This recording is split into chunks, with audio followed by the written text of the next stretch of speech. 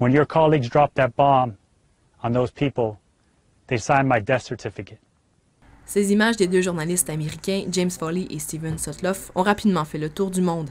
La vidéo de l'exécution du travailleur humanitaire britannique David Haines, diffusée samedi dernier, est venue s'ajouter à l'horreur. Plus que jamais, les groupes terroristes tels que l'État islamique utilisent les nouvelles technologies pour contrôler leurs messages. L'ancien modèle, c'est que tu fais la violence, puis là, tu t'arranges, tu espères que les médias vont sauter sur la nouvelle, puis ils vont la diffuser un maximum, puis c'est comme ça que tu vas passer ton message. Aujourd'hui, on a cette multiplication-là du message, et donc l'effet de terreur qui va au-delà de la violence. La violence, c'est une chose, mais l'effet de la terreur est beaucoup plus prononcé. Boko Haram, Hezbollah, Al-Qaïda. Les combattants de l'État islamique sont bien loin d'être les premiers à diffuser leur propagande sur le web. Après le 11 septembre 2001, les images en provenance de groupes terroristes se sont multipliées sur la toile. Depuis les discours de Ben Laden distribués aux médias sur de simples cassettes, les choses ont aujourd'hui bien changé. L'État islamique a même créé son propre centre médiatique multilingue nommé Al-Hayat.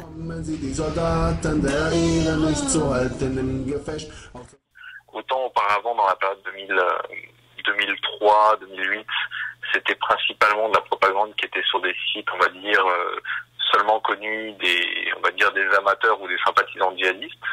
À partir de 2008-2009, la propagande, elle envahit un peu les réseaux sociaux, elle envahit Facebook, Twitter, ce qui fait qu'aujourd'hui, on peut y accéder très très facilement sans forcément connaître les moindres recoins de l'Internet et tout ça. En diffusant ces vidéos sur les réseaux sociaux comme YouTube et Twitter, le groupe djihadiste cherche d'un côté à recruter des combattants et d'un autre à terroriser ses ennemis.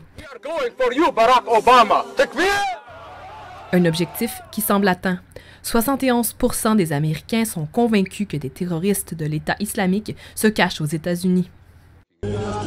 Difficile de déterminer toutefois si ces outils sont vitaux au fonctionnement des organisations terroristes.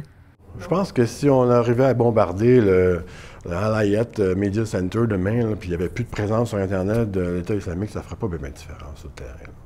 Je pense vraiment qu'il y aurait quand même du recrutement à l'extérieur. Suite à la diffusion des images de l'exécution des deux journalistes américains, les États-Unis ont annoncé l'intensification des frappes en Irak et pour la première fois en Syrie. Our objective is clear.